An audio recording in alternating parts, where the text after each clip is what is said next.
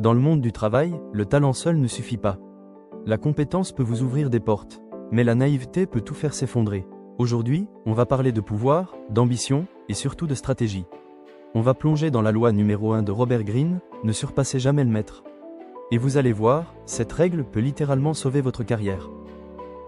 Robert Greene dit, faites en sorte que ceux au-dessus de vous se sentent toujours supérieurs, ça ne veut pas dire s'écraser, ça veut dire ne jamais menacer l'ego de votre supérieur. Dans le monde du travail, l'erreur la plus fréquente, c'est de vouloir trop briller, trop vite, devant les mauvaises personnes. Vous êtes jeune, motivé, brillant, vous avez des idées, de l'énergie, de l'audace, mais vous avez aussi, parfois sans le savoir, des ennemis invisibles.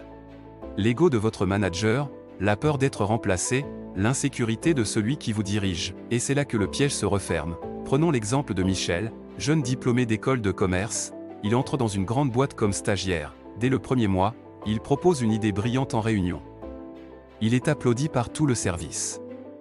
Sauf par son manager, ce dernier, en coulisses, commence à le marginaliser, plus de réunions, plus de responsabilités. À la fin du stage, aucune offre. Pourquoi? Pas à cause de l'incompétence, mais parce qu'il a fait trop d'ombre à son chef, trop tôt. Le monde du travail est aussi une jungle d'ego.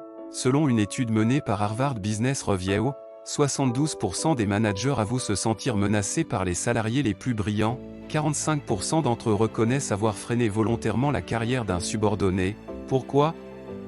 Parce que dans l'entreprise, les gens ne réagissent pas toujours avec rationalité, ils réagissent avec émotion, peur, orgueil, et dans cette jungle émotionnelle, le talent mal placé devient une menace.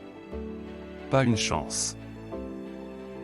Comment appliquer la loi intelligemment? Alors, que faire? Voici 3 stratégies concrètes pour appliquer cette loi dans votre environnement professionnel. 1. Faites briller votre supérieur avant vous-même.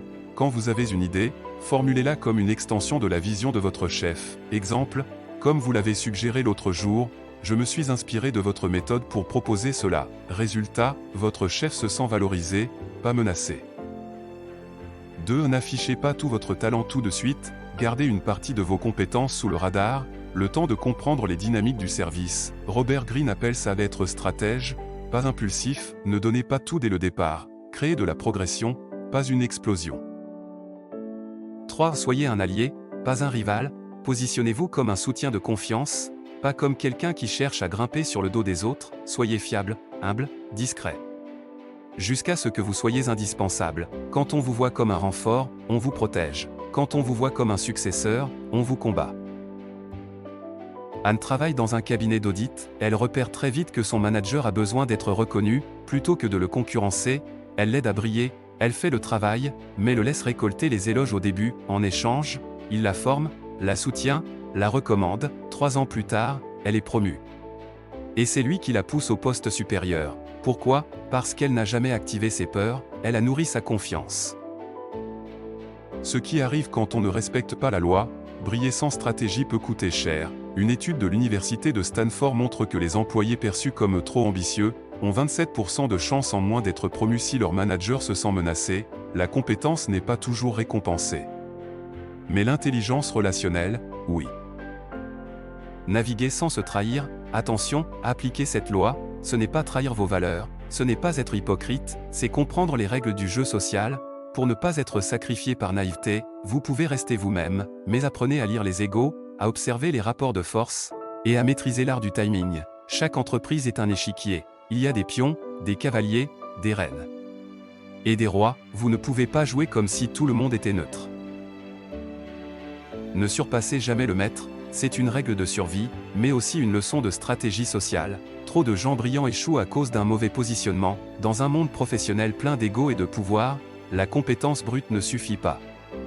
Il faut être fin, stratégique, patient, observer, adapter, avancer, et souvenez-vous, le moment de surpasser votre maître viendra, mais ce jour-là, il faudra que ce soit lui qui vous y pousse. Si cette vidéo vous a éclairé, abonnez-vous pour d'autres lois de pouvoir appliquées au monde du travail, partagez en commentaire vos expériences professionnelles où l'ego a tout changé, et surtout, n'oubliez pas, le talent brille, mais la stratégie construit un empire.